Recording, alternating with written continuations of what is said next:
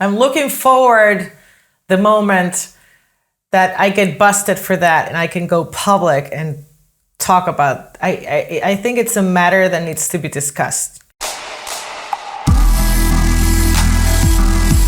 The goal isn't to live forever. The goal is to create something that will.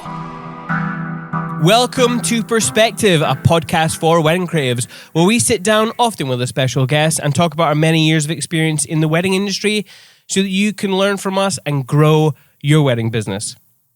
On today's episode, we're talking to another one of my favorite wedding filmmakers, Monika Frias A.K.A. Txina. Monika, did I get that right? Txina? Good. Yeah? Okay, Good. cool. That's good. This Dominican-born, Barcelona-based photographer and videographer can't explain why she's so into walking around parties with a camera around her neck, but it is clear that she is attracted to hearing and retelling people's love stories. And instead of using large amounts of audio and lighting equipment, Monika embeds herself and her camera into the party and catches unexpected moments from the inside. We'll find out how and why she creates what she does. So if you're a gearhead who just wants a simpler approach to shooting weddings, or if you feel like you're just not that great at shooting weddings, fear not. Yes, we're going to be diving into this beautiful creative's backstory and finding out what makes Monika tick, as well as all about shooting and creative amazing wedding films when you're not the strongest of shooters. This episode is sponsored by With Jack and for a limited time by 210 Co. That's Greg and I's side hustle, if you will. But, Greg, what are we drinking? I've got you some McDonald's black coffee. Get out of here. Get out of here with that shit. No. Where's the real coffee? We're drinking the same coffee as the last episode, Gunner Beans from Spitfire Espresso, which Thank is actually, I think it's designed for espresso roast, but we're drinking it at Chemex again, and it holds up quite well. And how do I like my coffee? I like it black and in a dirty coffee cup. I've just got manners and I'm pouring myself first. Oh my God, I totally butchered that intro. I practiced it as well. Do I get one of those as a gift? A digital? Are you sending me coffee? A digital coffee. I think. Open wide. Hello, Monika. Thank you for bearing with me for that terrible introduction there. How are you? It was not that bad. I'm okay. Oh, Nice to see you guys. yes, it's Been so long. It has. it really has actually. Yeah. So yes, thank you for joining us today. How was last week? Because you were supposed to be joining us last week. You had some technical issues. Yeah. What happened? It was one of those days that like everything happens on the same day or on the same days. My laptop broke just before like this big shooting I was waiting for, and the client needed to see the pictures while I was shooting. Mm-hmm. So I had to bring my iMac to the shoot because I couldn't get a laptop in that short amount of time. So it was funny, but they liked it because they saw it like bigger. So Yeah. kind of, it solved the problem. It was okay. Uh-huh. Very cool. Just sort of sums up the last 2 years, maybe, like just stuff going wrong. Yeah. What was the shoot for? It was it's a brand, like a house stuff brand, like Sarah Home or something like that. They sell stuff for homes. Oh yeah. So okay. it was like shooting. It was something new, and it was not my favorite thing to do, but it was fun to do something different and to shoot with a tripod, for example, and to have a stylist like telling you, no, wait, it was kind of fun. Yeah. Yeah, different. Yeah. And as you say, it's been a while. I like. And you say it's been a while since we've seen each other, because I think, did we first meet For Love's Sake in Rotterdam? Is that right? Oh yeah. Yes, and then I think the last time we saw each other, I was in a wheelchair. Yeah, that's right. Oh, that's right. You broke. Did you have? Yeah. You broke your leg or something. My feet. Yeah. Yeah. My foot. What happened there? How on earth did you break your foot? I was shooting a wedding actually. Oh. And I didn't get to shoot the real wedding because I broke my foot the day before. They had this amazing rehearsal dinner. Well, actually lunch in an island next to Ibiza. And after we shot the whole day, I was in the boat back to Ibiza. And we were having a few beers and swimming in the clear waters of Ibiza. And then I don't remember exactly what happened, but I was walking in the boat and then it hit a wave, like this. Oh, yeah. So the boat went like down and I went up and shit. It was very stupid and it happened in a second, but I knew it right away. It was broke. Yeah. And it was hard because I had like 4 weddings to shoot, all of them with flights, and yeah, it was kind of stressful. So yeah, and I had way up north. Yeah. So how on earth did you shoot weddings with a broken foot, or did you pass it? Did you pass it on to other shooters, or? I think this is a quite good thing to talk about because we never think of those things. I was not aware that when you can't go to a wedding, it's like so stressful because there's couples that maybe I remember one of the couples, they talked to me even before having a date for their wedding. Yeah. So they were like super huge fans. We had like 2 years building this thing up, like the day is finally coming. And when I had to call them and tell them that I couldn't shoot the wedding, it was really painful. Yeah. So the thing is, I did go to all my weddings with my wheelchair. Okay. I found someone to shoot them for me, which was really hard to find because everybody was taken. Yeah. But finally, I found like one of the best videographers there is. I don't know if you know him. It's okay. I'm blank right now. Wait. Francisco Montoro. Sorry. I was gonna say, do you know him? No, I know him, but I have to. Well, I smoke too much weed. Francisco Montoro, do you know him? Yeah, yes, yep. Okay, so I called him and I was sure he was gonna be like busy, and he was like, no, I'm not busy. He shot all my weddings. Oh, amazing. He picked me up at the airport. He did everything for me. He was so nice. Oh wait, sorry for that. Oh, maybe you didn't. Sorry.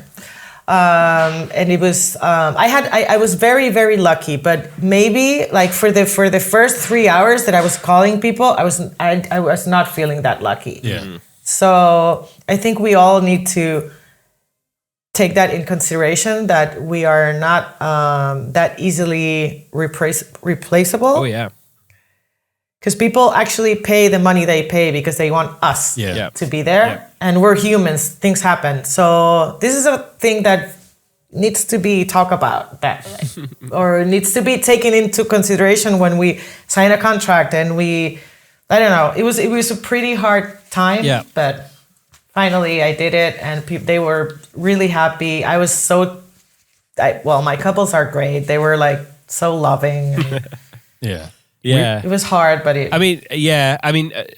kind of on the same mindset. I remember wanting to learn rollerblading, and I found a spot to practice. It was late at night, and I just hit this tiny little pebble, and I totally wiped out, and I slammed my hip into the ground, and I'm like, oh my God.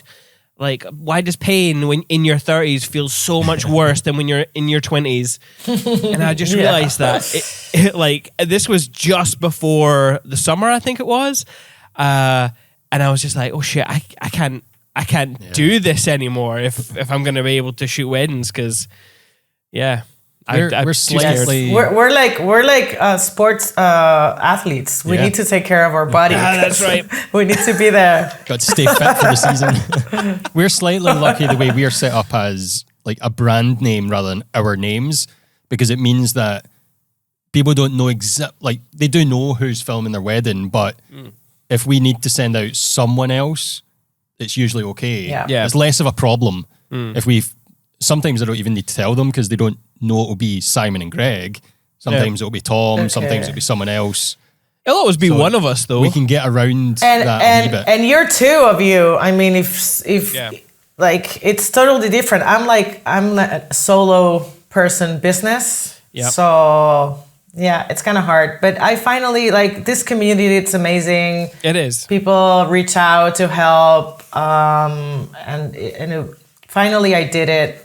It was painful, but at the end it was so beautiful because I got the help that I wanted, and the couples were like, they understood perfectly. I was there with a wheelchair, and I was the fucking start of each of those weddings.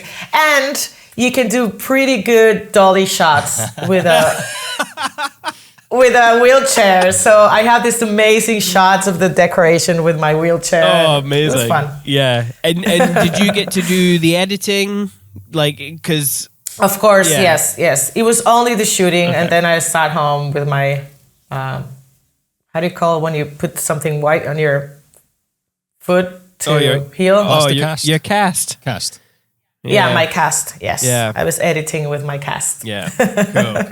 But yeah, like we were saying, Way Up North was the last time we saw you. And I had the best night, all because I think you referred to me as a Jeremy Renner lookalike. Which I don't look anything like Jeremy Renner, but You do. Thank you. Oh, I'm gonna have another amazing day. For anyone who doesn't know, Jeremy Renner is one of the Avengers. He's Hawkeye. If anyone out there doesn't know the actor's name, but yeah. So thank you for that. We actually do share a common interest in another particular wedding filmmaker, and I'm pretty sure he was at that workshop where we first met you, Tim Twynham. Totally. He was one of the first wedding videographers that I came across. His work, and I was like, blown away. Yeah. I'm so sad he's not into weddings anymore. I know. I think he was like great addition, but he's doing amazing stuff right now, like commercial stuff. And, every time I've heard him speak, amazing. Yeah, I know, Sorry. right? No, but I mean, exactly like you. He was one of the first kind of raw, more handheld type style of wedding films that I had ever seen, and I was just like, oh my god, like. This is what wedding films can look like, not your sliders or your big close-up wides or whatever it is, trending niche, wherever it is in the wedding industry. I bought a slider when I got into weddings. Us too. I thought you needed one, and I used it like the first time, and I was like, what the fuck am I doing? Like mounting this stuff and whatever. So I used it once, and then... Yeah. Well, so many things like that you just think, I need to have this. This is the done thing. I've got to get it. And then it's like, wait a minute, this is crap. Why am I using it? Yeah, I remember having a slider, but I didn't want just a slider. I wanted it to be like a run and gun type rig. So you could have the handles on the front, and you could put it on your shoulder, and you could run around. I mean, going to weddings with that on your shoulder, I must have looked like a right idiot. But but there's people that it's always been, because I had to use it for a few works that I did. I used to do other type of videos, and my boss wanted me to be like super steady. And at that point, when we first bought the first Canon 7D, it was like first DSLR.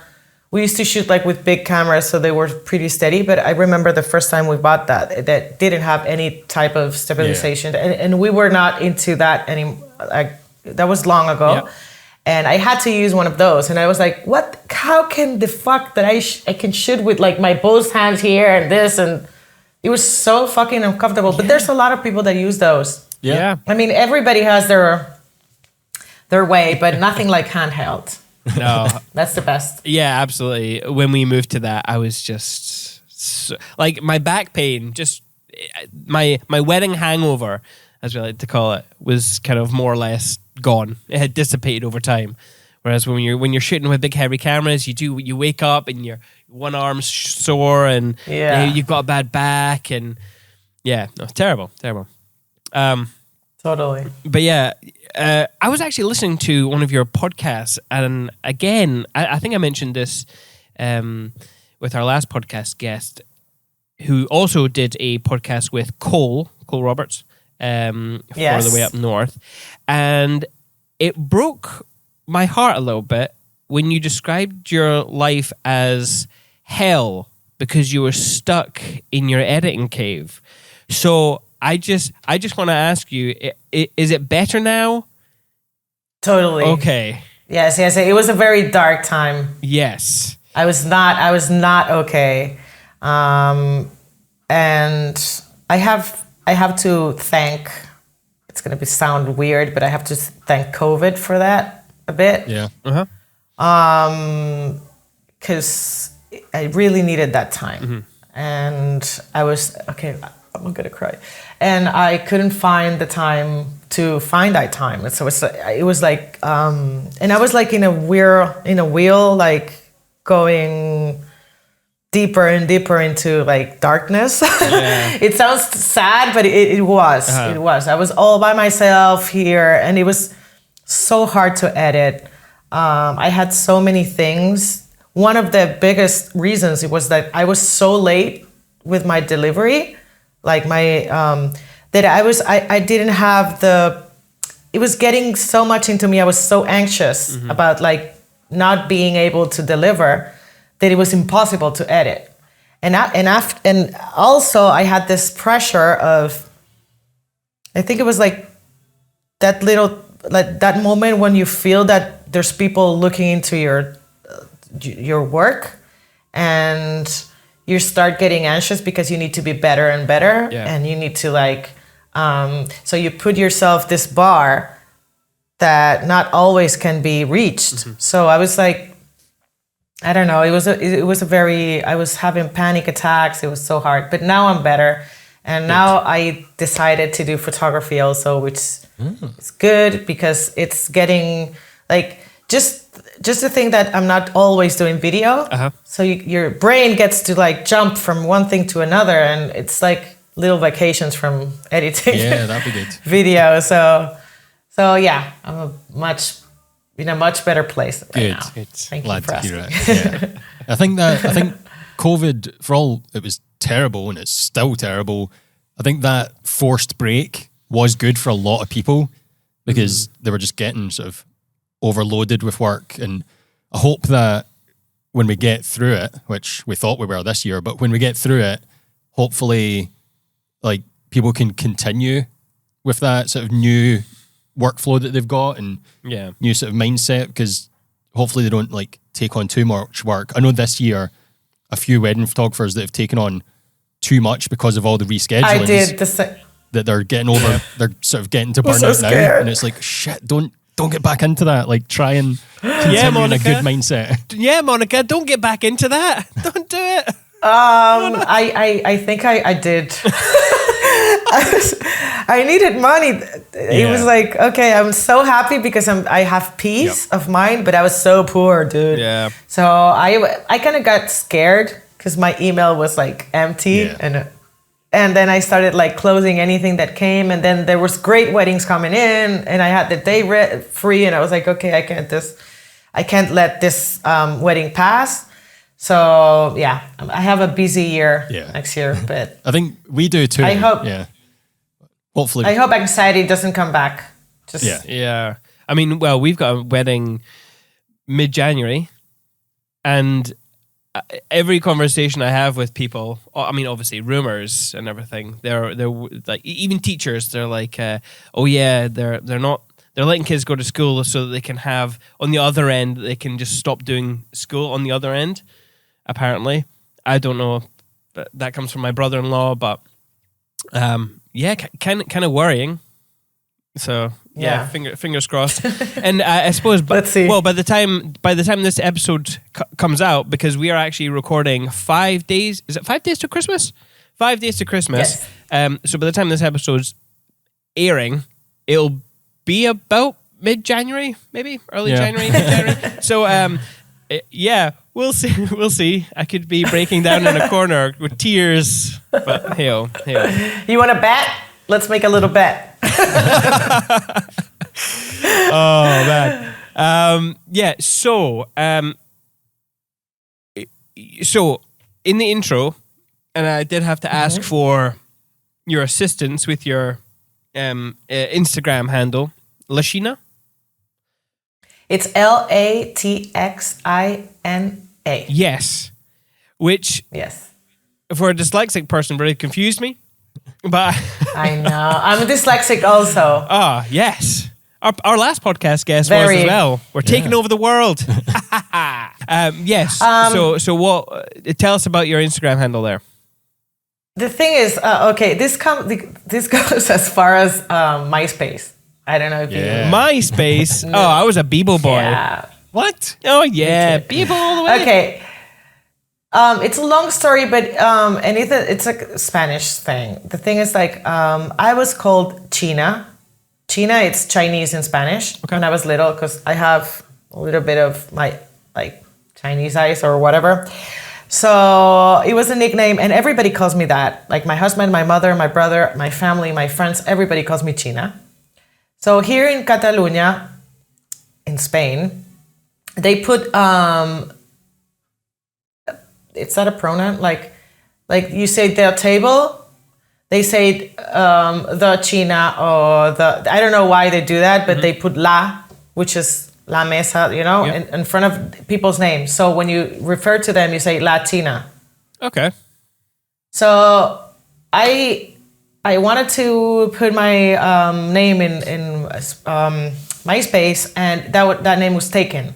So for that time, I was living in Basque Country, and for them, the CH of Txina, they use the TX. Okay, so it's pronounced the same, but they use TX. So I thought it was really beautiful, and I tried it, and it worked after an hour trying to to put a name. So it stayed like that, and then I don't know. Yeah. Okay. That's kind of the story. Long story short. No, that's cool. That's cool. Yeah, awesome. Thank you for clarifying that. It's hard for people. I know. I've been called so many names. Tina, Txina. Do you get it all the time? I feel bad for asking because I feel like you do get it all the time, but maybe Yeah. I'm sorry. No, I'm sorry. it's a frequent ask question. I'm sorry. I'm sorry to be another. No, it's okay. Okay. Okay, I'm just gonna do a Patreon announcement. So, listeners to the podcast, you might not have realized, but we're not recording live anymore on Clubhouse. It's obviously Clubhouse is still a platform that's thriving, and that's great. And some people find it really great, but it didn't really work for us, our community and our guests, just because we speak to many people around the world at different times. So we're no longer there, but you can join us on Patreon at patreon.com/perspective by Cinemate, and you can sign up for as little as £1 and get all the extra content for that amount of money. Or you can just get the normal podcast where you get your podcasts. That's absolutely fine. Anyway, should we move on, Greg?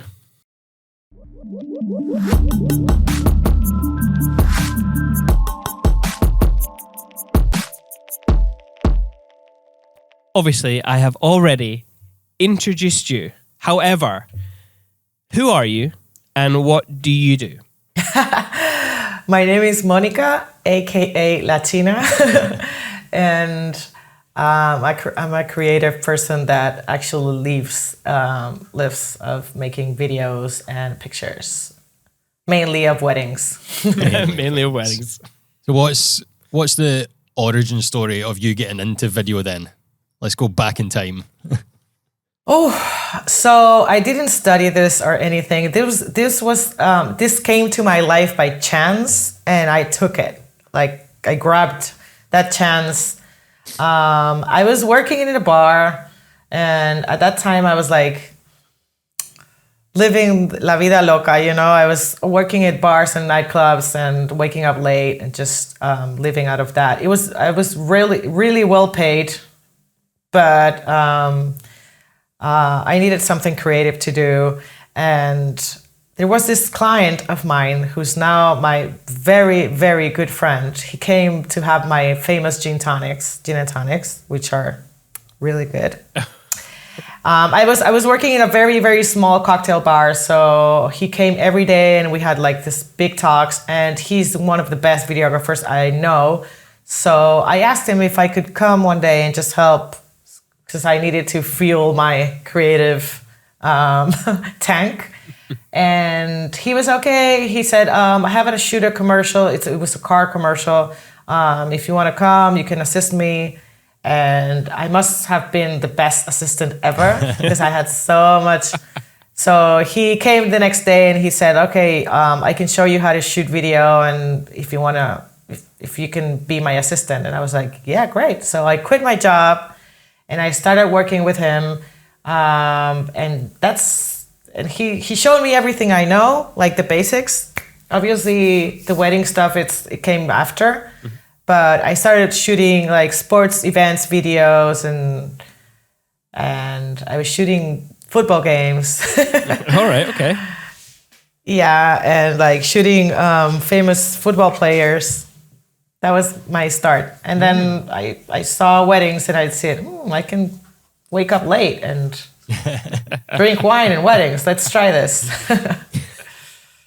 Yeah. Very cool. So, and here I am. Yeah, and you're now shooting solo on most projects, is that right? In every project. Every project. So roughly how many wedding bookings do you aim for each year? Oh, now, since I have like my bookings divided in photo and video, I can do more. Next year I have like 28 weddings. Mm-hmm. But this is a number I hadn't reached since 2016 or 15. Because I used to do 23 wedding videos in the past. And now, I don't know, 8, it's like really scary to me. But I think I have like 8 or 9 for video next year. Yeah. And that's okay. Yeah. I don't want any more. So that's comfortable? That's, comfortable would be 2 or 3.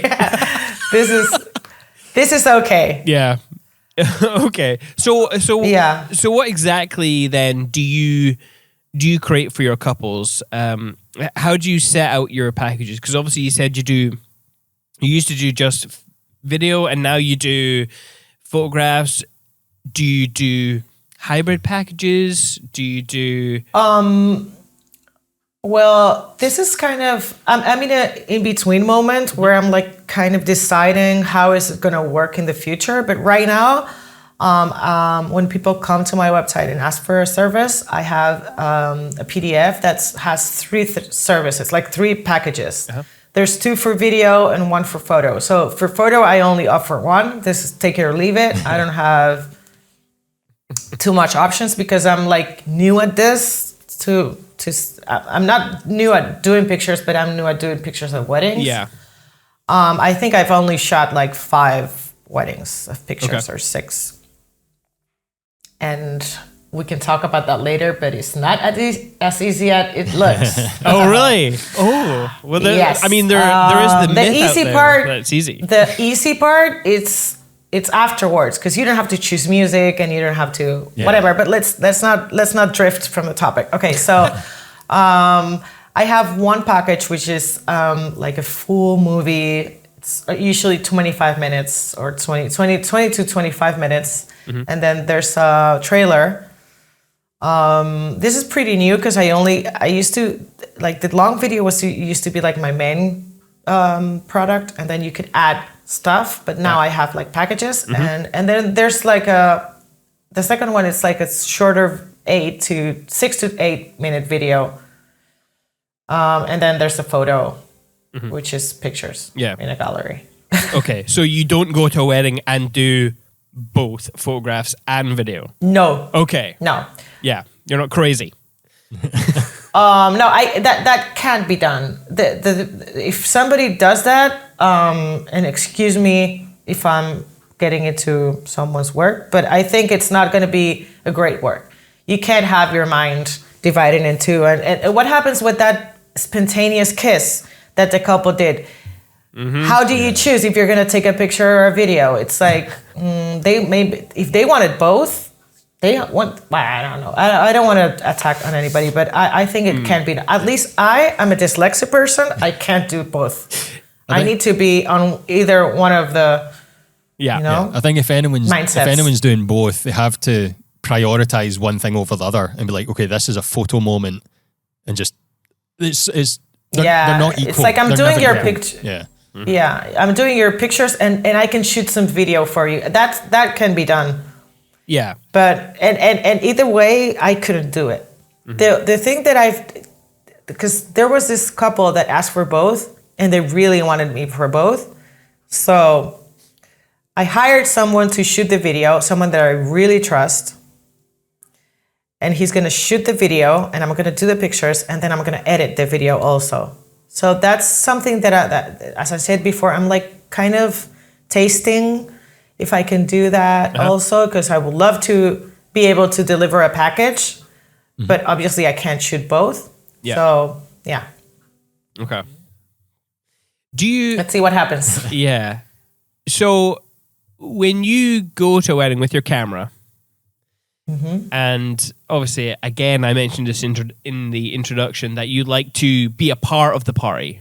You want to be there, kind of as a guest, mingling, and you're capturing moments from the inside of the party rather than shooting with a long lens on the outskirts.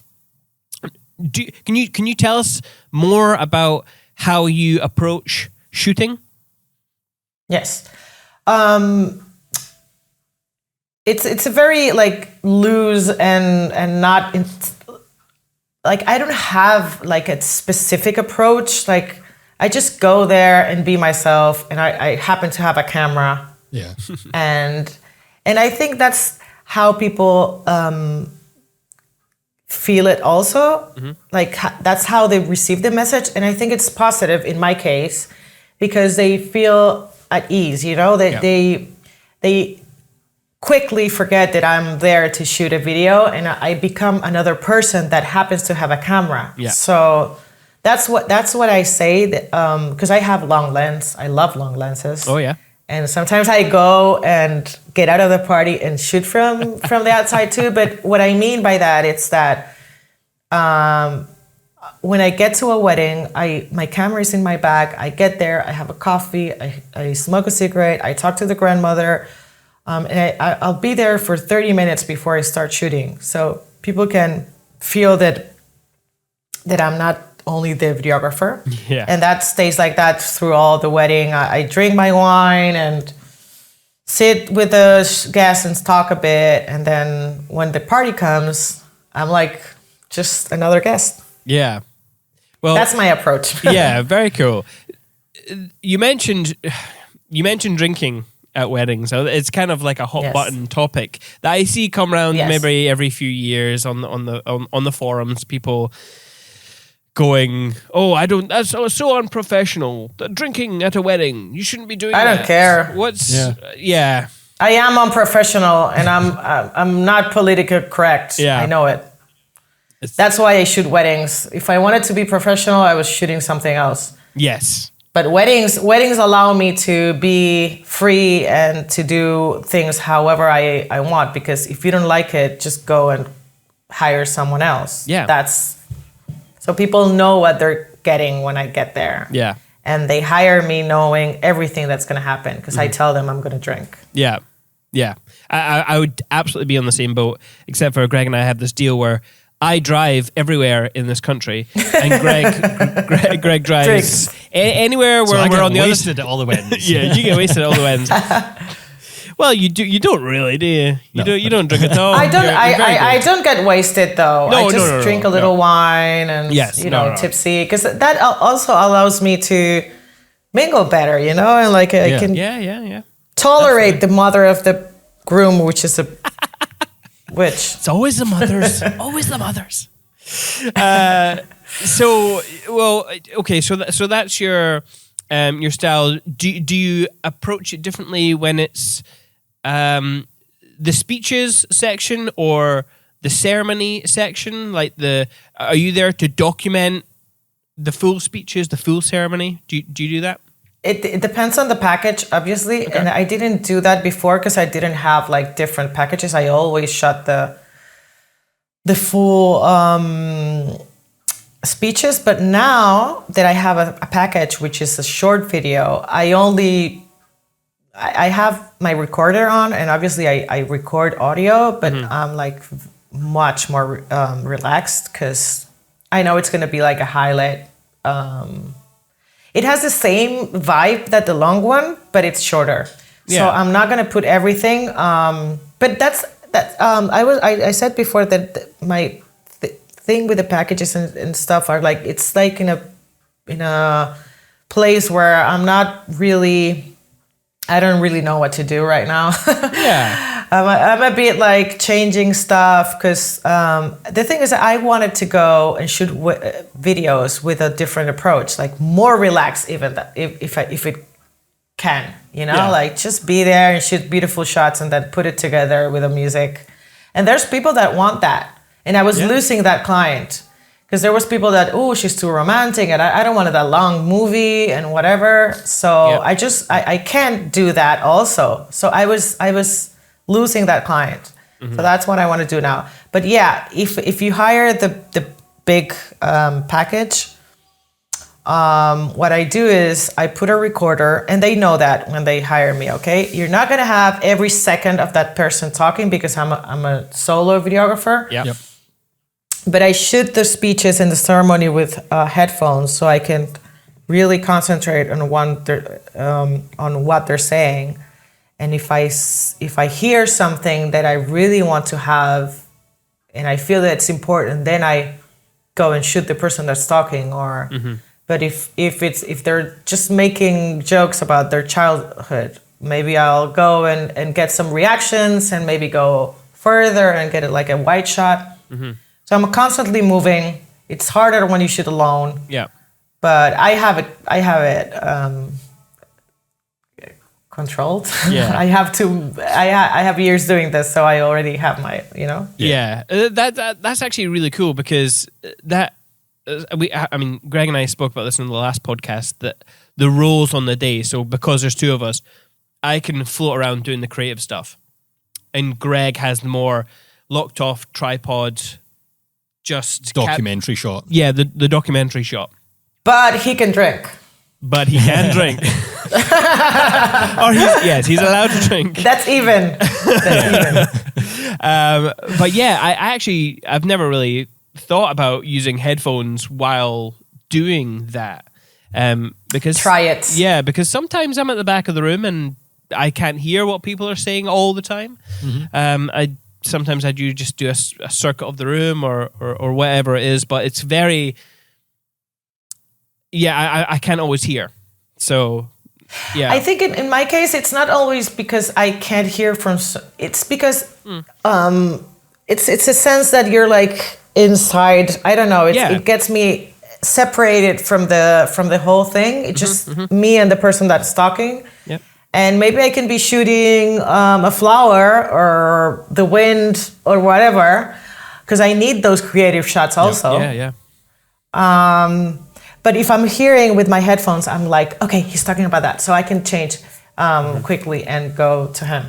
Yeah. No, that's really cool. You mentioned that you're not a very technical person, but we're talking about some equipment here that we use at weddings. So what are you shooting on? What body, what lenses, what do you take to a wedding? That's also going to change soon. I have like 4 years with the struggle of which camera to get, because I'm always thinking, I always have the feeling that my videos don't look as great as the other videographers.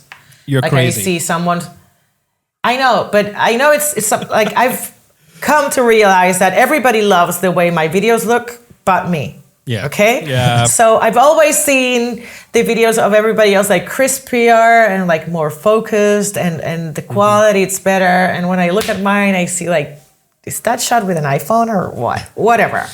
The thing is, right now, and I've been shooting with that for the past 4 years, I have the Canon 5D Mark IV. Yeah.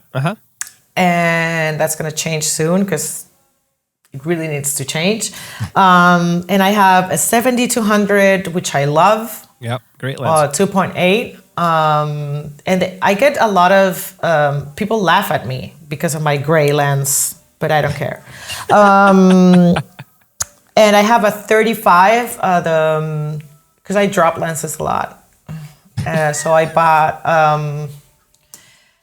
Sigma 1.4, which is a great lens, but yeah. And if you drop it, it's like, ouch, but it's not the ouch of dropping the Canon 50 1.2 that I used to have. Wait, did you I drop love it? that lens. Did you drop that lens?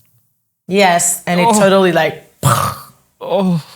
So they fixed it, but it's not the same. It has like this little like smug, I don't know how to describe the thing that has, but I don't use it anymore. And I paid a lot of money to fix it. So now a Sigma, it's my way to go. So I have a 50 and a 35 1.4 from Sigma, and that's it. Yeah. So my wider lens is a 35, Yeah, okay. Do you enjoy shooting with primes? I know some videographers really can't get around moving themselves and they enjoy a zoom lens, like myself. I've always loved primes because of obviously the depth of field and that lovely bokeh. And I lovely bokeh, and it's cooler because I only use primes, but that's gonna change soon because I'm getting older. And I tried the other day. I tried this. This guy had the R6. Is that the cheap one? I get confused. Yeah, the R6. Yeah. Are you guys Canon shooters? No, you're Sony, right? I want to be. Greg won't let me upgrade. We've been a combination of Canon and Panasonic for a while. Yeah. Oh, I want to try the Lumix. That's one camera that like makes pretty eyes, and I'm like. I'm like flirting with Panasonic. I've flirted a lot with the X-T4 from Fuji, which is a fucking great and cheap camera. Yeah. And it's a beast. I can tell you that. And the color of Eterna, one of the profiles, it's really very look like Canon. Well, whatever.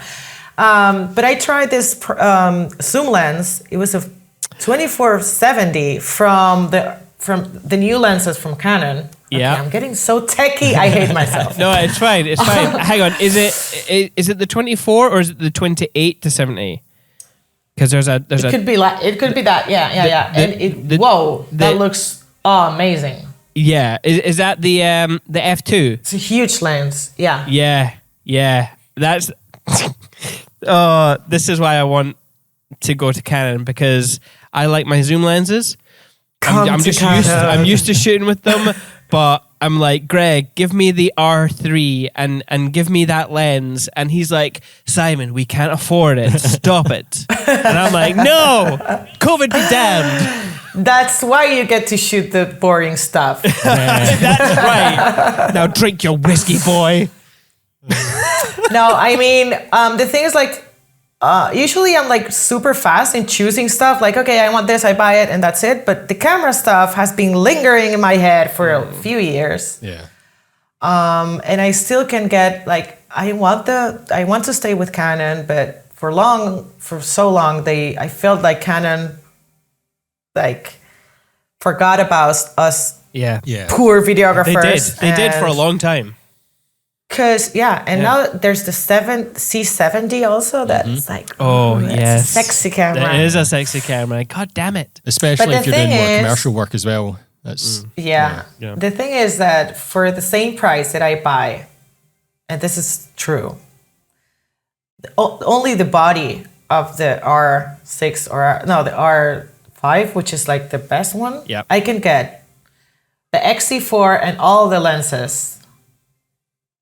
Yeah. And they don't weigh anything. I can fix that equipment in a very small bag, and it's like, yeah. Should I go with my heart or should I go with my brain?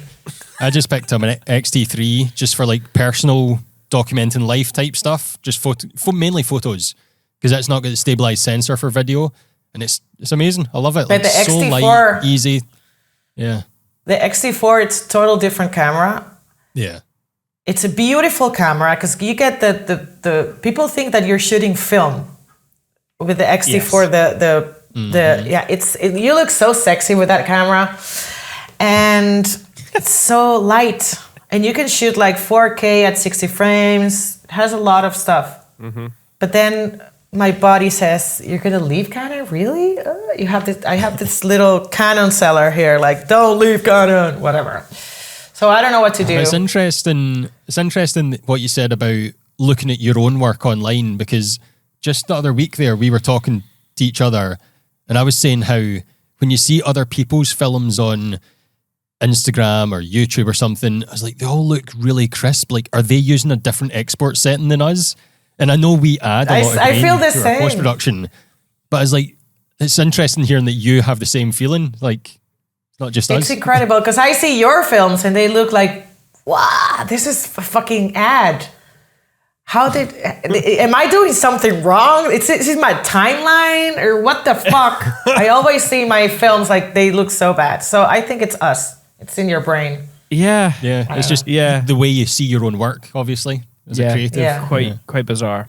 But Because do you really see my videos like good? Like, Yeah. oh yes, Like I focused? love your films. Yeah, well, you know what the thing is. So I rely too much on autofocus, and moving to the Panasonic, I still rely on the autofocus, even though it's not as good as the Sonys or the Canons. It's still usable. But I really would love to have that skill of being able to manually focus and do everything run and gun. I struggle with it quite a bit, and try it for a week.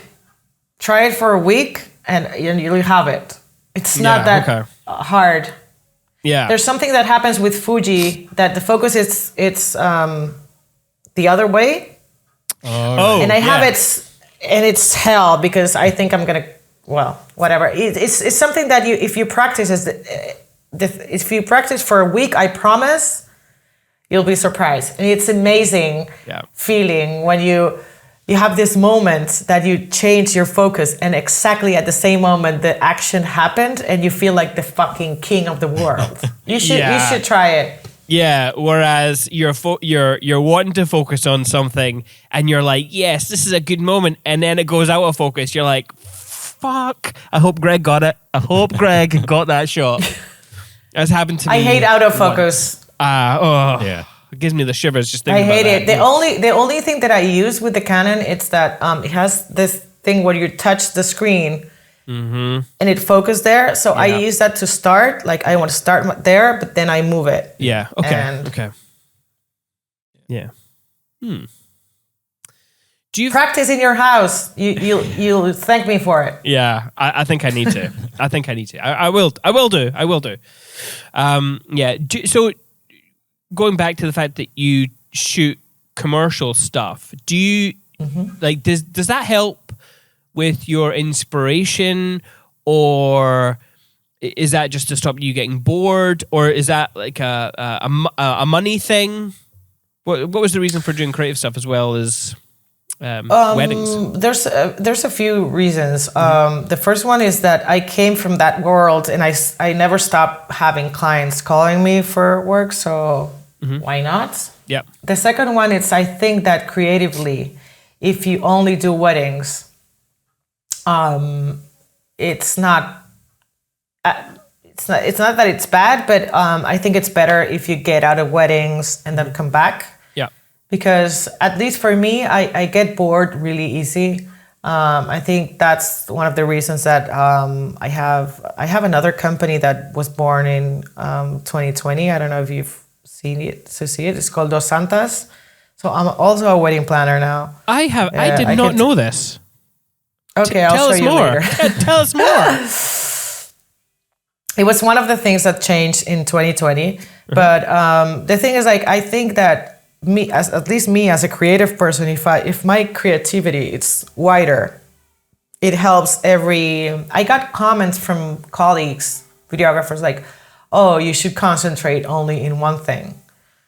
And I was like, but who the fuck said that? Is that like a rule, or can I fucking break it? And I did, and I feel renovated, and I have like more energy, and I want to do other stuff. And now I feel excited about editing video because I'm not doing it all the time. Yeah. So creative, like commercial work, it just gets me out of weddings in order for me to enjoy it back when I get back. Just like having the greasy hamburger every day. We love it, but if you have like a little salad, it makes you want to crave the burger more. Yeah. So if that makes sense. So the commercial work is the salad. Yes. Yes. No, well, I don't know. It's the pizza. Oh man, I love pizza. What's your go-to Me pizza? too. Like what's the place that I buy pizza? More toppings. Are you a pineapple I love gal, pepperoni. or Pepperoni? Nah, I hate. Yeah. Hey, I don't know. I like pizza with a lot of stuff on it. Like yeah. put stuff on it. That I know that was so random, but that's only because I was making pizza dough yesterday. I've been fermenting my yeast and getting my breads, and yeah, I made one last week and I was like, oh man, I didn't put enough salt in it. It just wasn't good. And then yeah, My husband is a pizza maker in my house. is he good at it? He's very good. I'm gonna show you a video later. Oh, awesome! I'm very jealous. Yeah. Makes amazing pizza. Yeah. Well, I haven't moved to toppings yet. I'm still trying to master. I think the bread is the key element. That's totally. Yeah. The toppings is easy. It's just a bit of sauce, lots of cheese. Yeah. And things on it. You can put anything on a pizza, but please don't put pineapples. I knew you were going to say that. Don't do that. Don't do it. I mean, I've tasted it. It's not that bad. But I don't understand the concept. I feel like it's like a kind of like how you add chutneys to curry. You know, it's like that sweet and savory. I can understand that. You know, in fact, you have chutneys. You have chutneys on a cheese board. So you know the bread is your board, and you've already got the cheese. No. You can't. The thing is, you need to keep things on their place for some stuff. Like, if you want sweet and chutney stuff, go and have a curry. Don't have a pizza. Well, I don't know. Maybe it's I'm a hater in terms of pizza pineapple stuff. We won't judge you. There's definitely a correlation here between how you like your pizzas and how you should be a wedding videographer. Definitely. Hello. At the beginning of the podcast, I introduced the fact that we've got two sponsors of the show, with Jack, which is Ashley Baxter, who funnily enough works in this very room, and Txina, which, if you're wondering, is Greg and I. That's our second business. That's right, we're sponsoring our own podcast. I don't know why. No, we do know why. We're looking for more members to join our creative space. Yeah, if you want to get out of your home office and come and join some other friendly faces in Glasgow, it's quite a niche advert here because it's Glasgow specific. If you're visiting Glasgow or live nearby, you can come and work here. We've got permanent desks, we've got communal desks, hot desks, all the desks. I sound like one of those. We've got a podcast desk too. I sound like one of those ads, like, we've got this and this and this. We've also got a kitchen with a fridge. It's got beers in it. It's got free beers. You can have beers for nothing. Yeah, so you better move quick or else they'll be drunk. They've been in there for so long. They're going down quite fast, actually. Are they? Tom must be hammering them. This is the Txina ad, and I'm butting in because last week I gave Greg a beer. Oh. Brewdog layer cake. You're just giving me your Advent beer. Well, now I've got another gift for you, Greg. Oh, another beer you don't like. Another Brewdog. Here's your beer number 2. Give me that. See, this Jesus, is why... It's cold. It's got, I put it in the fridge. This thanks. is why you should be in the 210Co office, because I will give you my beers for free. You can get rejected beers. You can get my rejected beers. Anyway, back to the normal ad. Anyway, if you want to join us at 210Co, what's the address, Greg? We're on Washington Street in Glasgow. So right. you can hit us up. Oh, that's horrible. On Instagram, 210co_, or just reach out to Cinemate on Instagram and we'll let you know the information. That's right. And if you want to be a better sponsor of the podcast in future episodes, you can do. Just write to Cinemate on Instagram or Facebook. Cinemate Films. Cinemate Films on Facebook. Cinemate Films on Instagram. Let us know. That's absolutely fine. We'll be more professional when we do it to your brand, I promise. Anyway. Back to the podcast. Back to the podcast. Okay, so on that note, let's change topic. I mean, we're still going to be talking shooting weddings, so it's not that much of a change of topic. But I'm a little bit of a fan of yours. I love your films. But I heard you describe yourself as not being a good shooter. So I have to ask, why do you think that? And what makes that a thing for you in your head? Okay, so maybe that didn't came out the exact way that it should be. It's not that I'm a bad shooter. It's this. I'm a better editor than a shooter. Right. I think that's my strength. Okay. And it's not that I'm bad, but I'm not the proper shooter because I don't do things that the way they should be. I don't care about frame rate. It just goes up and down. No, wait, frame rate. I didn't. The shutter speed. The shutter speed. Sorry, frame rate. Yeah, I'm always 25 and 50, but the shutter speed, I don't fucking care. I just shoot. Yeah. Does it look good? Yes.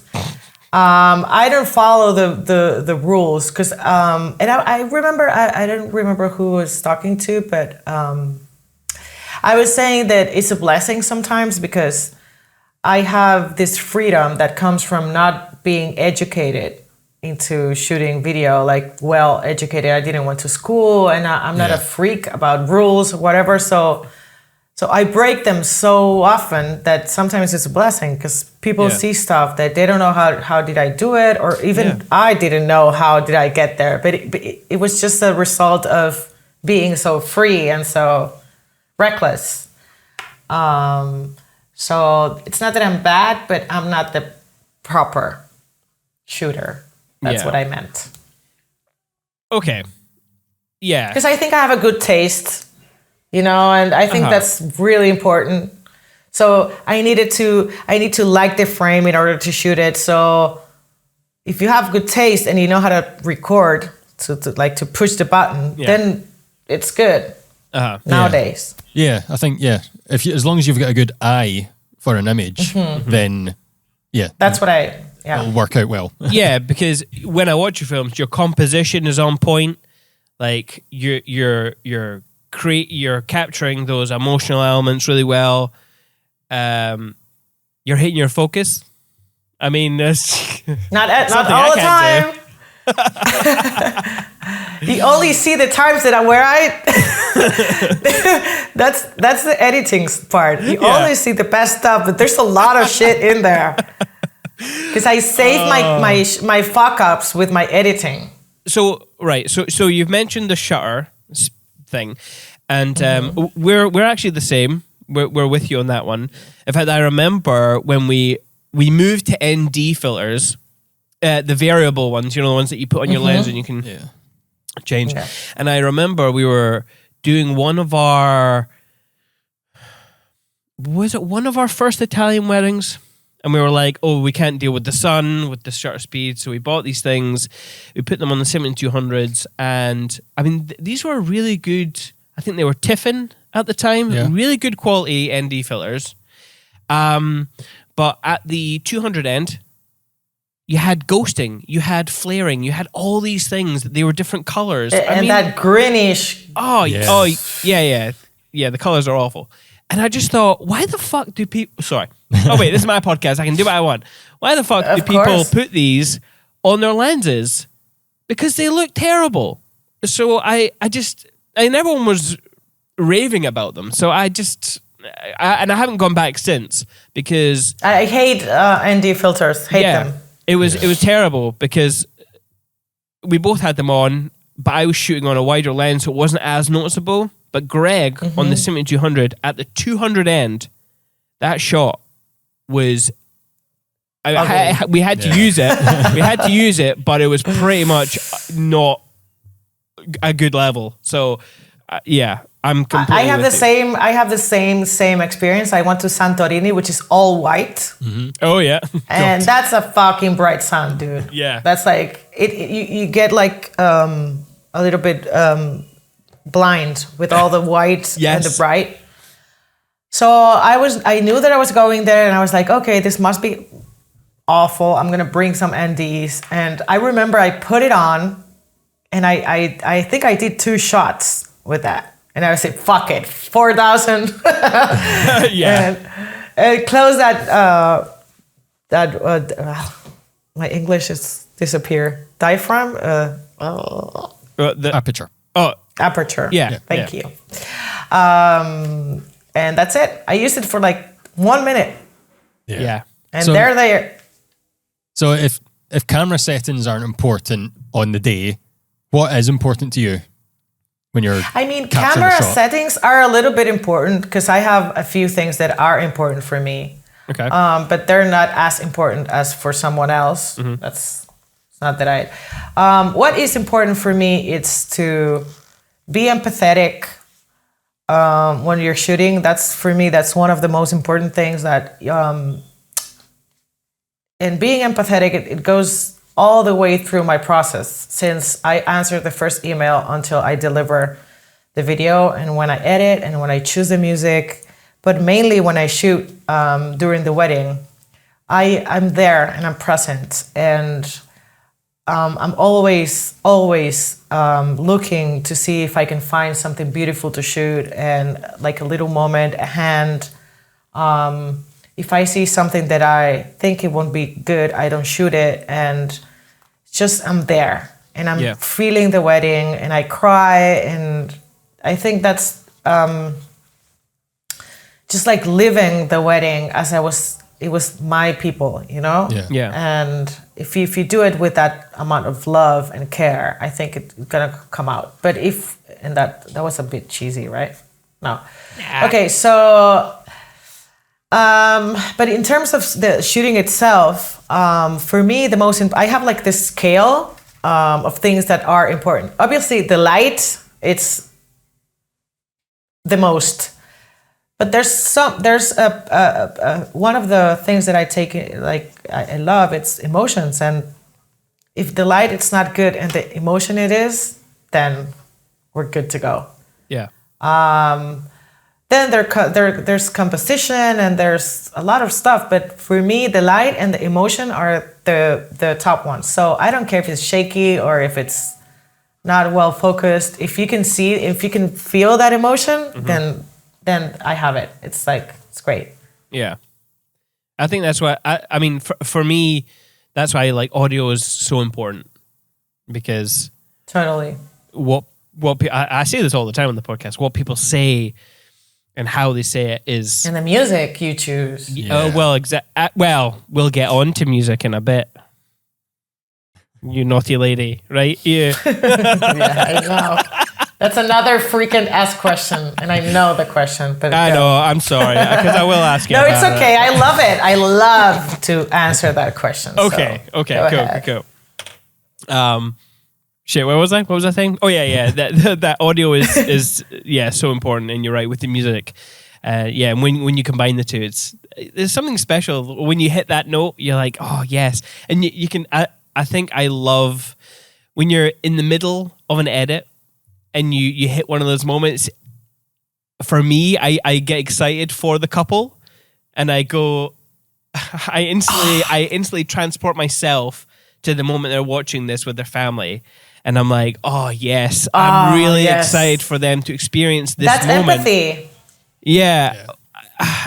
That's very empathetic. And I think all videographers, at least wedding videographers, should have that. Yeah, I would agree. That makes you want to, you're doing that for them, not for the sake of your like work. Yeah. I mean, I'm also selfish because I wish I could be there to see it. But, ew. You always come to me and you're like, this moment, that's the moment where they're going to cry. When they watch this film, that's where they're going to cry. Yeah. Oh, you're like me. I'm like a tear seeker. Yeah. That's my main goal. Like, yeah.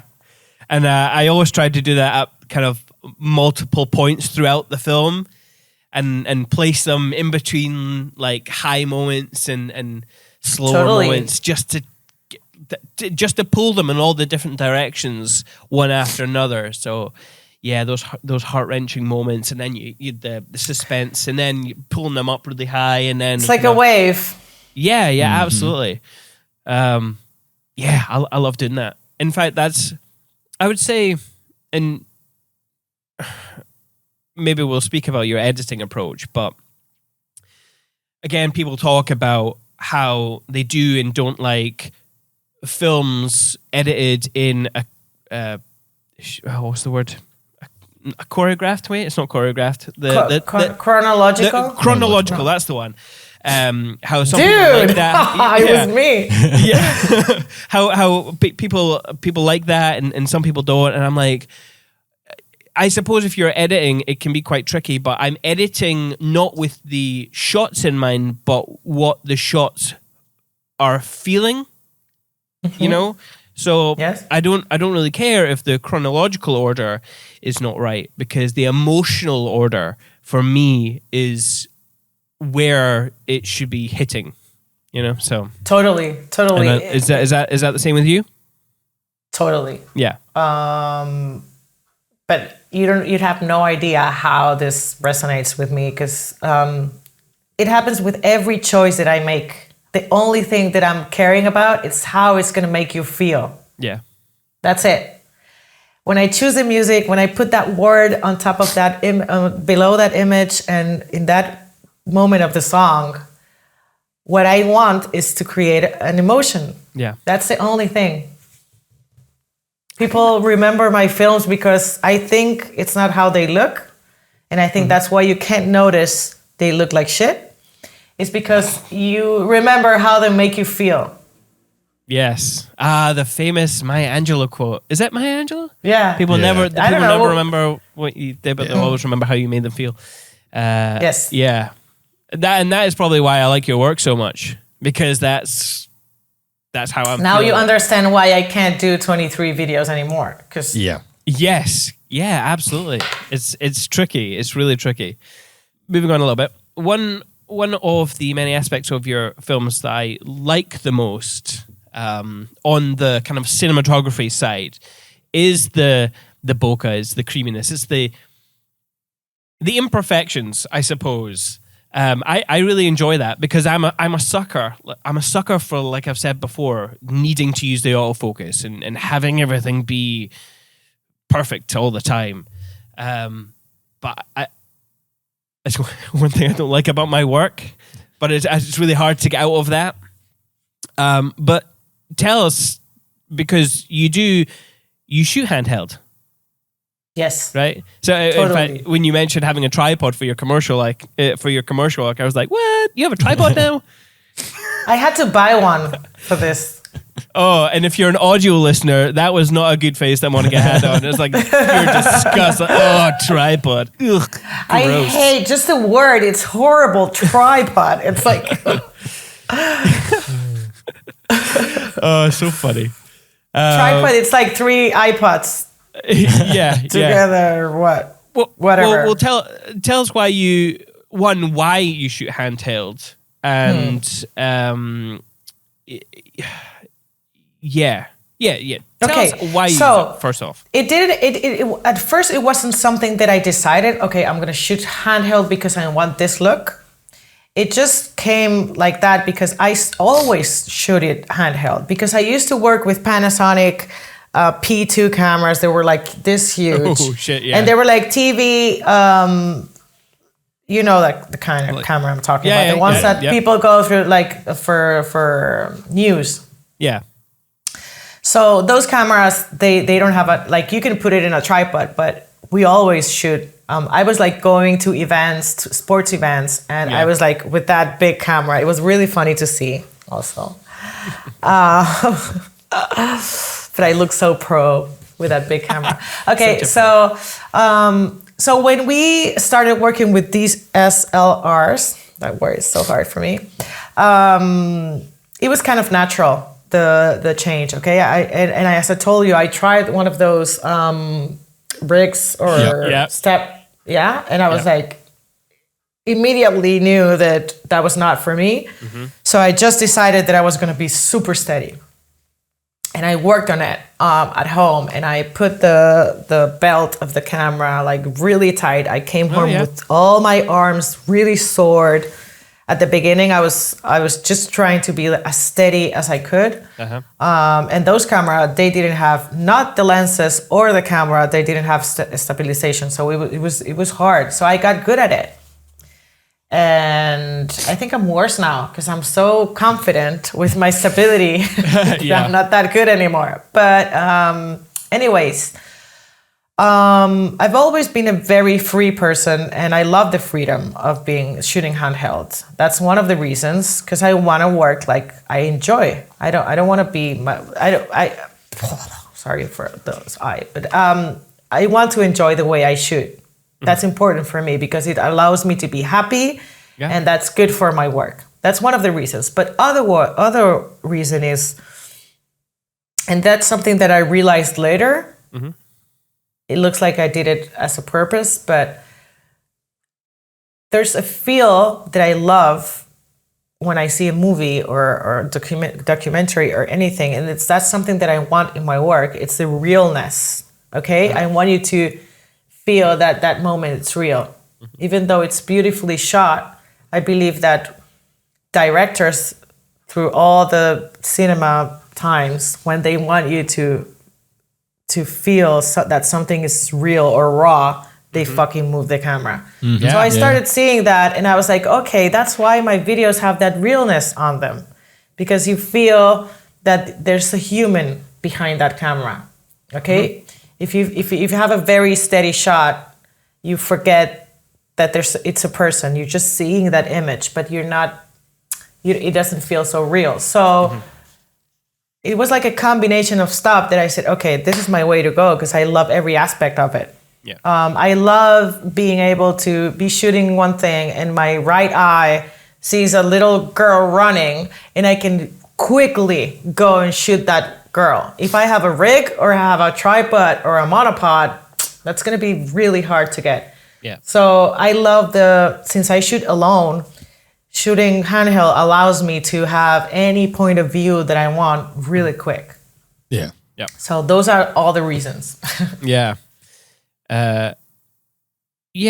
absolutely right. They do do that even in the biggest of budget films, where they even if it's all digital characters or whatever, they add camera movement to it because it is really important. And fight scenes, especially for me, I actually really love a good choreographed fight scene, but I'm always paying attention to what the camera's doing, because it's kind of like a dance. Especially when they're that close, and there's things flying around. Like everything needs to be perfectly choreographed. It's something that I do with the first dance. I always dance with them. I had to ask the photographer can you give me 1 minute or like 30 seconds where I can be really close to them, because I go from the hand to the head and then to him and dance a little bit with them, and it gives you very much real feeling of a dance than if you just see them dancing. You're like dancing with them.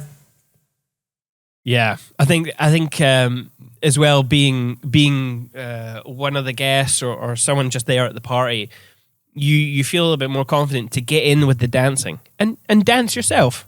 I always feel that's really important, and I'm totally. Because if people see you as a camera person, totally different vibe to if you're someone dancing on the dance floor, and then you're there with the camera. And Totally. it's funny, but yeah. In fact, I just remember something. So I want to go back. I remember. I can't remember. Okay, so I can remember that you do lens whacking, Yeah. right? Do you still do That's that? freelancing, right? Freelancing, yes. Sorry, freelancing. Do you still Yes. do that? Yes. Yeah. Because I remember you talking at one of the workshops about it. I can't remember if it was like a part of your talk or whatever. But I don't see many people doing it. And I don't It's do not it. easy. It's not easy. I don't do it because I bloody well can't do it. Well, no, sorry. It is easy. Oh, it is easy? It's pretty easy. You just need to understand how to do it. Okay. And practice. Because my first freelancings were shit, but once you get it, it's super easy. Okay. And it's wonderful. Can you talk a little bit about that then? Can you help me? Totally. Totally. First, I'm going to say why I use it Uh-huh. and the things that you can accomplish while doing it. Because I don't use it just for the beauty of it. I use it as a tool. Uh-huh. If you have very low light scene, you get a lot more light with that into your lens, into your sensor. So it gets a lot of brighter. That's one of the reasons. The other one, it's if you have an ugly set like scene, like it's not beautiful, you can totally get out of there with freelancing, and you dive right into this magical other world. It separates stuff from this world. Okay, Yeah. so it's like fucking magic. That's another thing.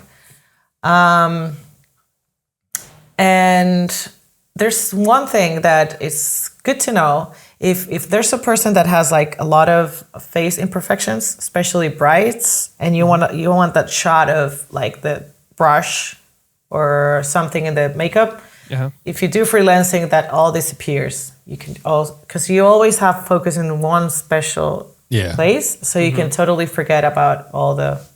It has so many good things. It's amazing, and it has beautiful flares. You should try it on the dark with candles. It's gonna blow your mind. It's amazing. So it's a very simple trick. Just a sec. I'm gonna get my camera. Go for it. Go for it. Go for Everybody, it. I have it right here. Sorry. Okay, so my favorite lens to do freelancing, it's a 35. Okay. You can do it with a 50, but can you do this with like a zoom lens if you don't touch the? Yes, but you have to be like hundreds of kilometers away. Right. Okay. So it's and it's not going to be. You shouldn't try it with something more long than a 50. Cool. Not gonna come. I've tried it, but it's like, what the fuck are you doing? Yeah. No, it's always, I ask because I always have my 24 to 70 on my lens. Would that work? 24 to 70, yeah. You can. Yeah? Okay. The thing is that I've had trouble doing freelancing with mirrorless cameras. They tend to shut when you take the lens out, right?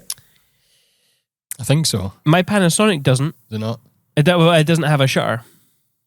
Does it have a shutter? Maybe it does. So with your camera on, you take the lens. Okay. No, the first thing is that you need to put it in infinity, like the loop. Yep. Okay. That's really important. That's the most important. Shit. Maybe that's where I've been going wrong. Yeah. If you have it somewhere else, it's not gonna work. Maybe I'm shouting. You're gonna have to. That's okay. Sorry. That's I'm fine. a very loud person. So it has to be an infinity. That's like the first rule. Yeah. Okay. So you take it out, and and your camera is probably gonna shut. So you have to hit the button again. Yeah. Okay. So I don't know if you can see it. Once you disattach it, in that point where you can take it out.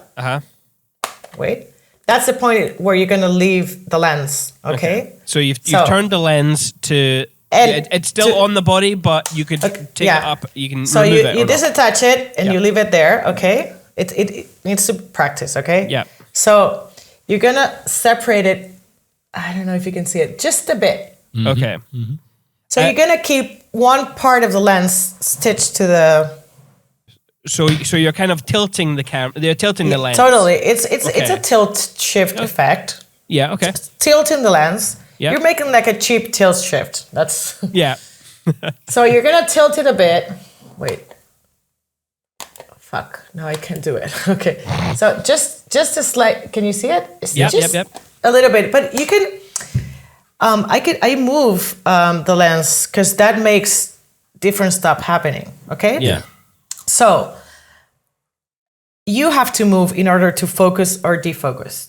Yeah. It's not going to happen with the lens. You're the one. If you don't see anything in focus, go closer and you'll somewhat, okay? So you're the one who has to move because the camera no longer has connection to the lens, Yeah.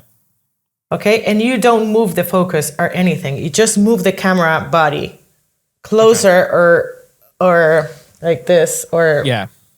You're adjusting the plane of focus, right? When you do that. totally. Okay. But the things that you can't forget is to put it on the infinity, and that's it. And it's pretty easy. Okay. And there's also one thing: if you're shooting like a 2.0 or something like that, 2.0, you must close your aperture before disattaching it, maybe to 3.5, 4. Right. Okay. Because if it's too wide, and then you're only gonna have like a Yeah. hair focused. You don't want that. You want to Yeah. have like a little bit of. You need some Something. wiggle room. Yeah. Okay. Yeah, so maybe 4, 350, Uh-huh. something like that, and go for it. It's amazing. Okay. Saves your life. All right. There's definitely a few things that I wasn't doing, like the infinity bit, and then trying to focus with the lens at the same time. It wasn't. And what I do, it's I keep the lens in my hand and move the body of the camera once it. Yeah. So it's like I don't know. Yeah. Okay. It's hard to describe, but if you were here with me, it would be Yeah. makes more sense because you could see the frame. But try it. Yeah. It's worth And it. do you only do that? Do you ever worry about rain getting? I'm assuming you maybe wouldn't do this in the rain. I suppose you don't really get a lot of rain where you are. I wish I get I love rain. In like to Yeah, it's shoot cool, rain it's cool. for me, it's so beautiful. But brides don't like rain.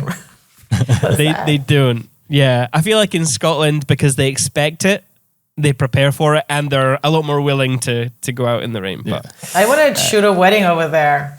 I love the foggy, rainy feeling of your wedding. yeah. Let's make it you- happen. Let's make it happen. Yeah, have you ever been? Let's make a swap. Oh, just swap. Yeah. Yeah, okay. Okay, so you mentioned that you fix a lot of your shooting in post-production. So once you've captured all your footage on the wedding day, how do you start pulling it together in the edit? Well, I do what chefs call it's a mise en place, which is prepare all my material to edit. So I go through every clip and save the good part of every clip in a timeline. Depending on the video, I do like 10 timelines. I do like the bride, the groom, the I don't know, decor, the party, but sometimes I just do one, and I put colors and tags, and I really leave it like very clean because for me that's a very, very, very, very, very important job.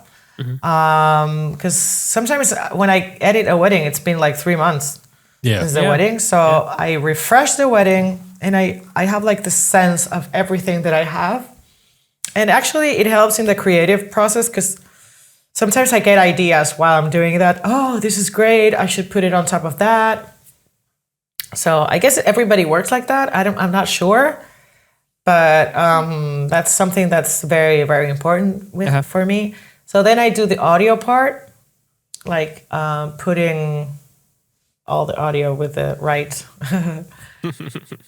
Fuck, I'm sorry I don't have the right terms in English for everything. It's fine. Don't worry about it. My English is not perfect.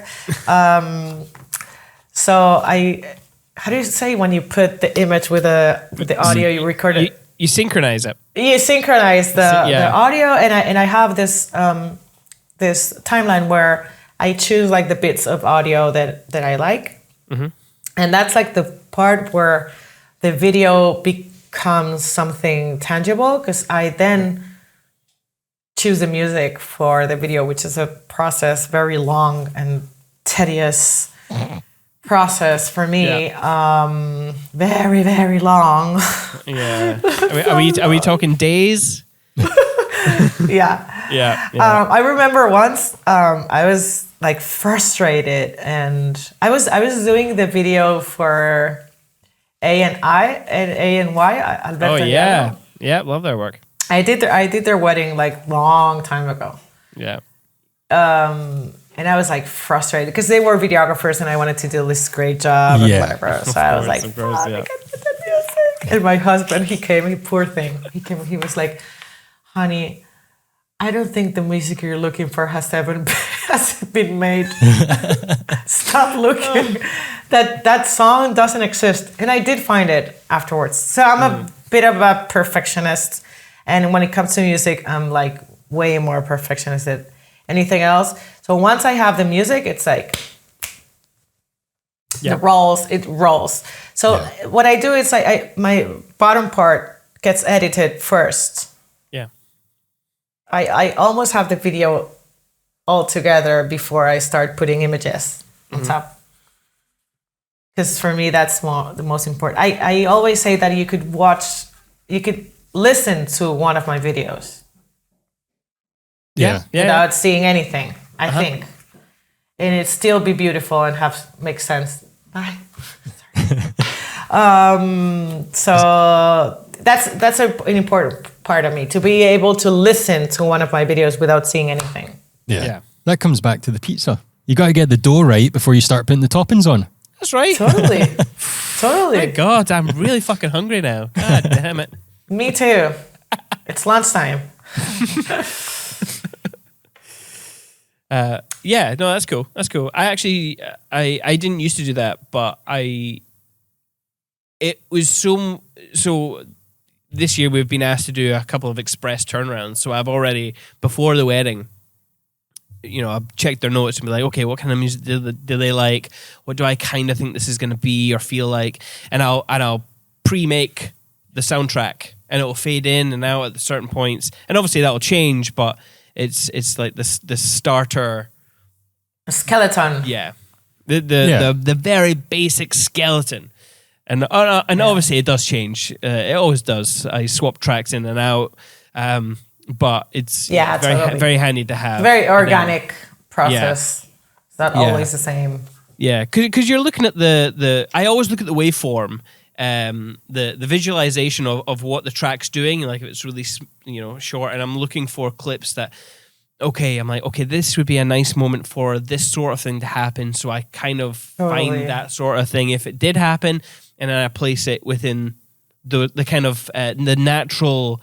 Ebbs and flows of the track. So, yeah, very. Yeah, that's. Very I good way think of doing things. I had this. I think. Well, you guys were there, in Way Up North with that in my presentation where I said that if you as a videographer don't know the power of music, then you should be a photographer. Yeah. Because I see, and again, I don't want to criticize anyone, but. I see so many videos that are so perfectly shot. They have this amazing wedding, and then when I see the usage of music, it's like, oh no, I know. For Christ's sake, why? It's like, why? For me, the music, it's the most important part of my videos. Yeah, that's it. Yeah, anything to avoid cheese.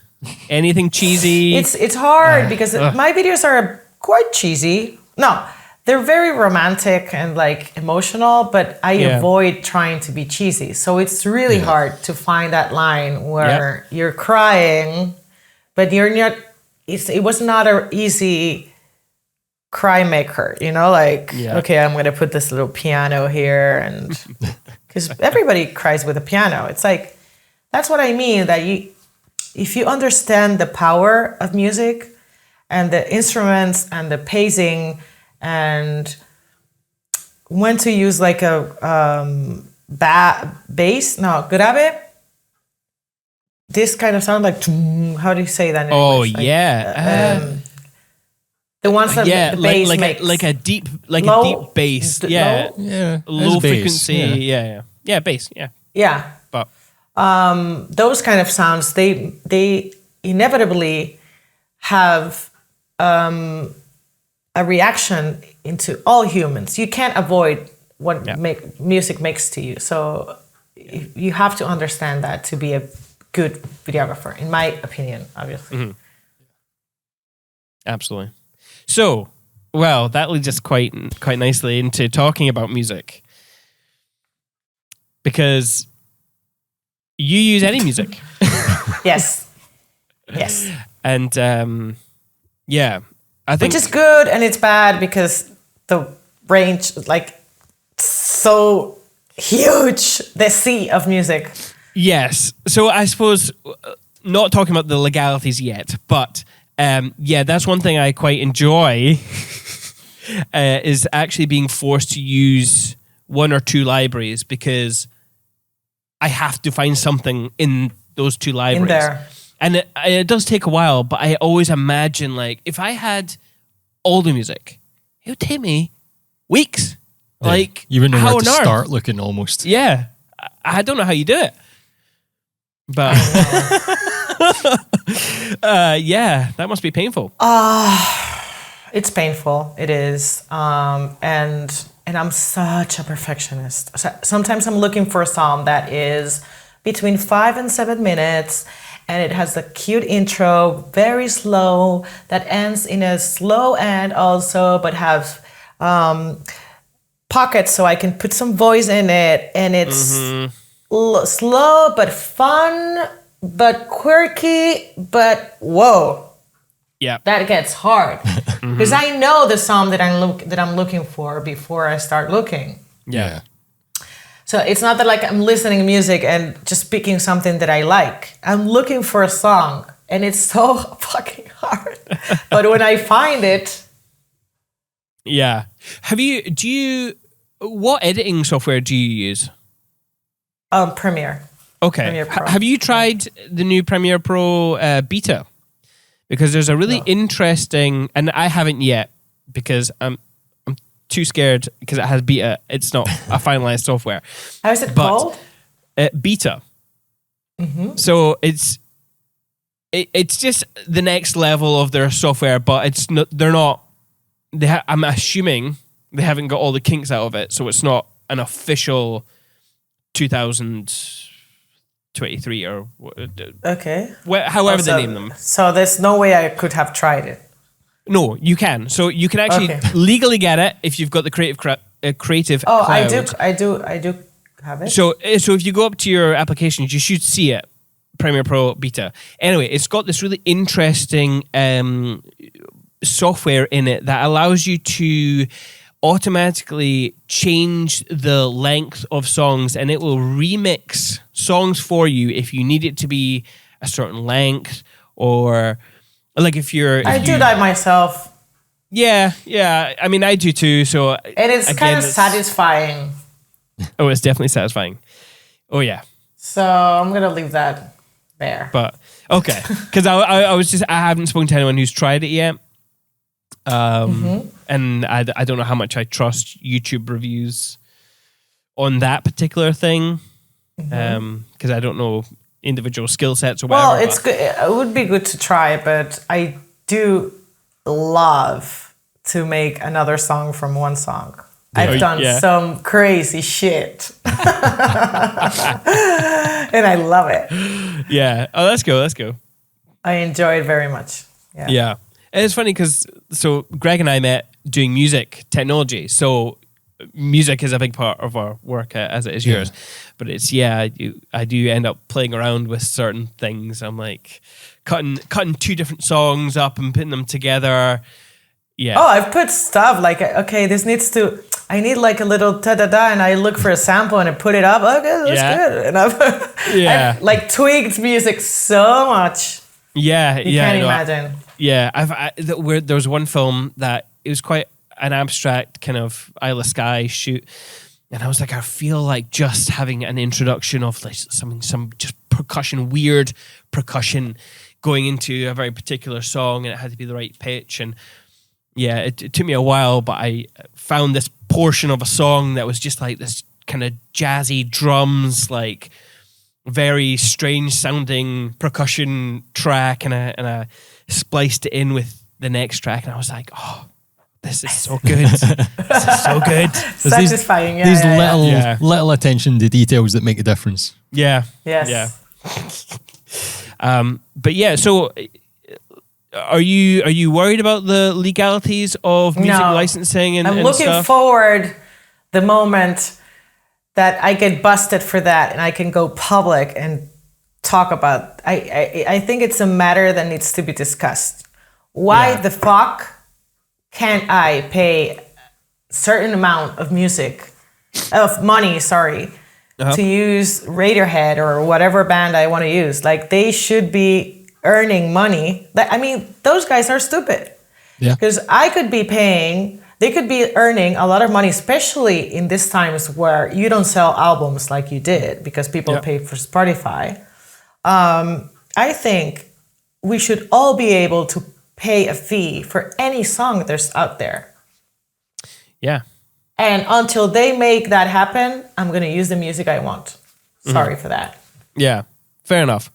Please come and sue me. I would love to be on TV on a trial. So there was when we first started, before we discovered the handheld type look, there was a cinematographer called Joe Simon. I don't know if you've heard of Joe Simon. That name resonates me, but I wouldn't know where to point my finger. Yeah, I mean, he doesn't do weddings anymore. He moved on to doing commercial work, but he was. I remember because we had, we really admired his work. We bought like time with him to talk. He taught us how to do his style of weddings or whatever, and we talked about licensing. And it was within half a year, maybe, he actually did get sued. Tell me about it. He got sued for a lot of money. And I can't remember what track it was. It was Coldplay? It might be. I don't know. No, it might be. Because I've heard a story about Coldplay, I think.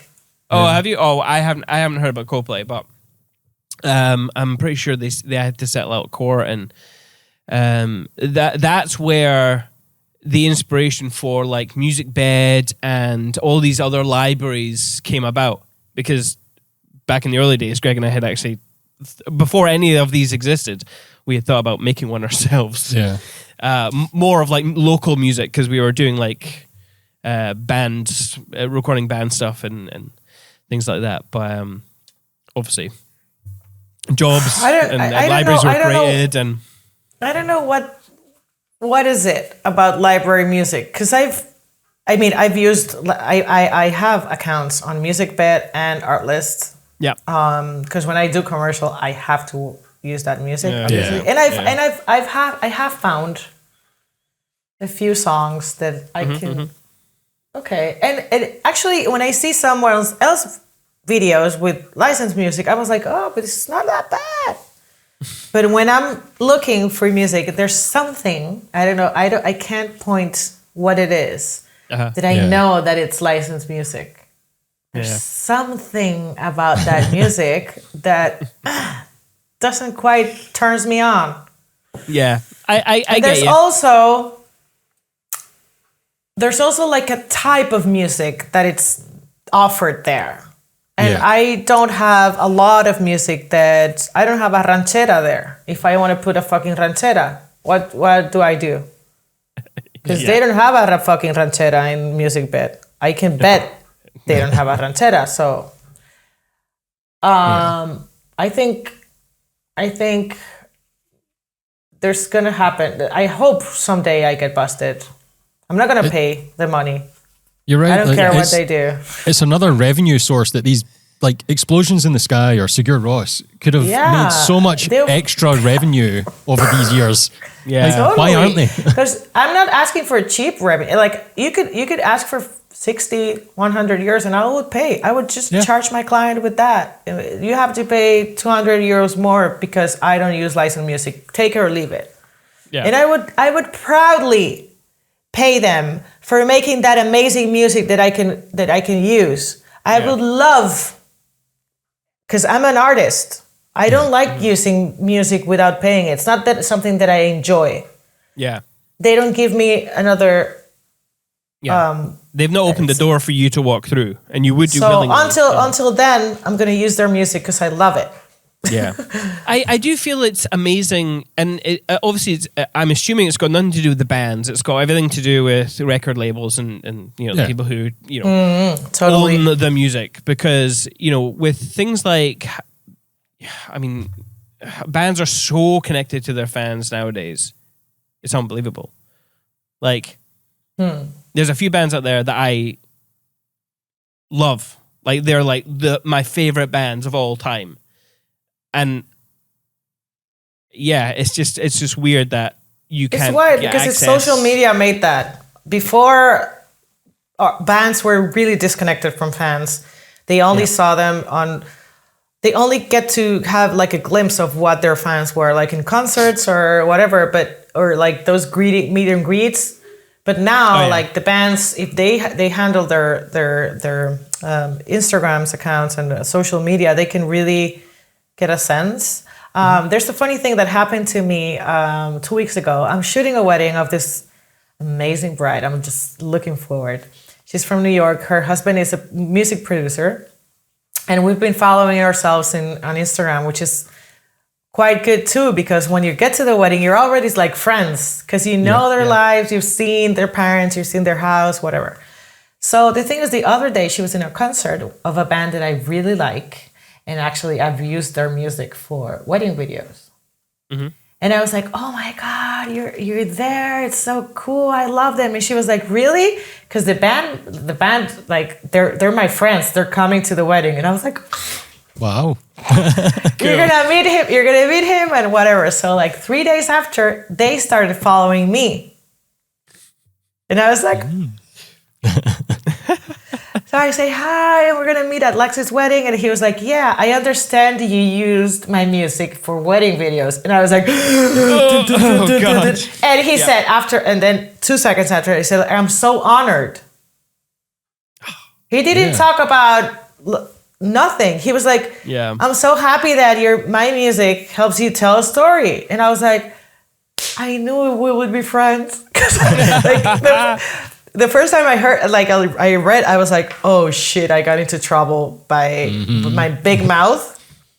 And he was like, "I wish to see them," and I showed the videos, and he loved it.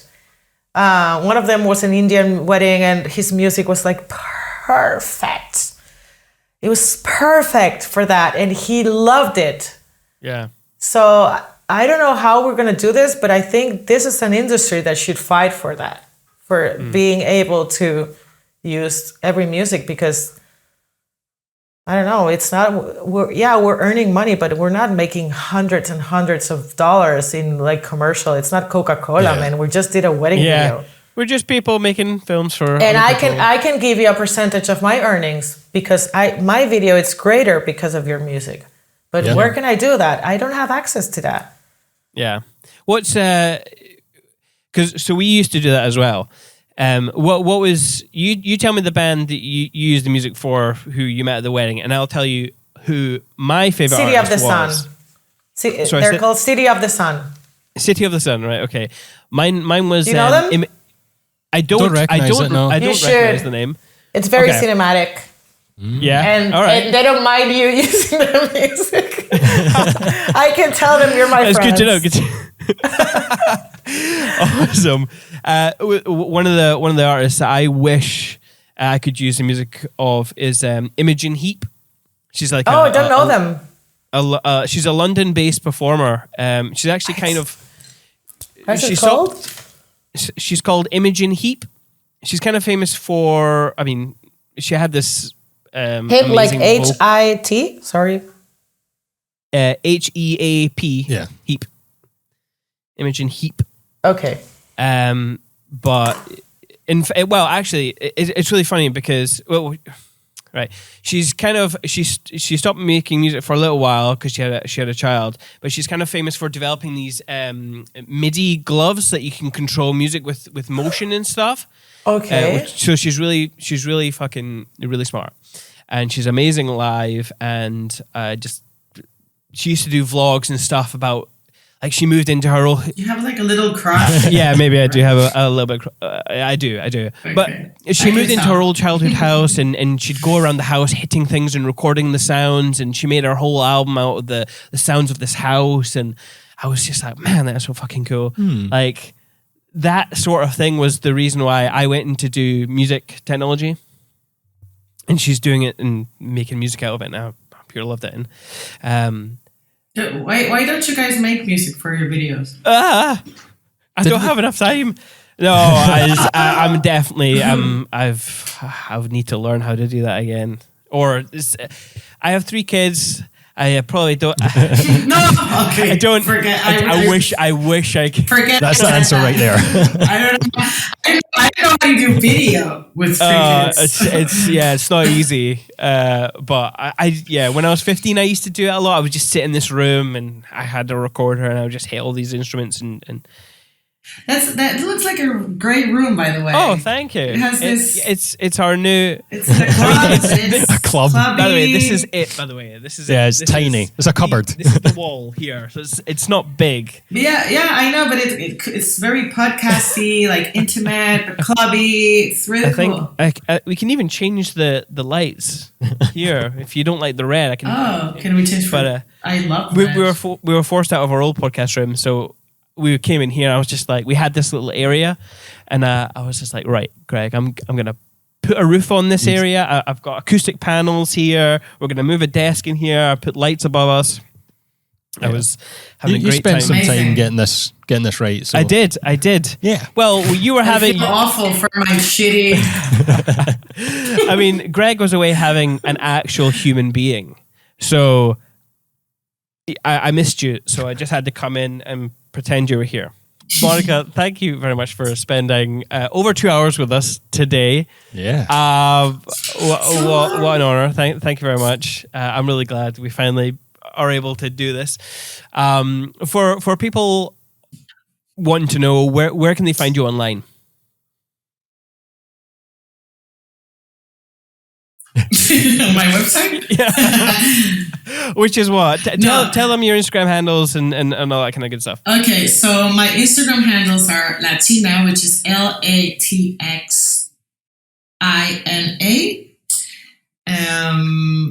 My Vimeo account, it's under Monika Frias with a K, Monika with a K. And then my website, which is monikafrias.com. Wonderful. Thank you very much. And people can find us at cinematefilms.co.uk, Instagram and Facebook at cinematefilms. We hope you enjoyed this episode. And if you did, you can join us on Patreon at patreon.com/perspective by Cinemate. For as little as £1, you can support the podcast. And for the price of a coffee every month, you can get access to all the bonus Q&A stuff that we do. So yes, if you don't have any money, that's absolutely fine. You can hit that subscribe button and get the podcast for free. Just maybe leave a review if you can do that. However, in the meantime, enjoy your life.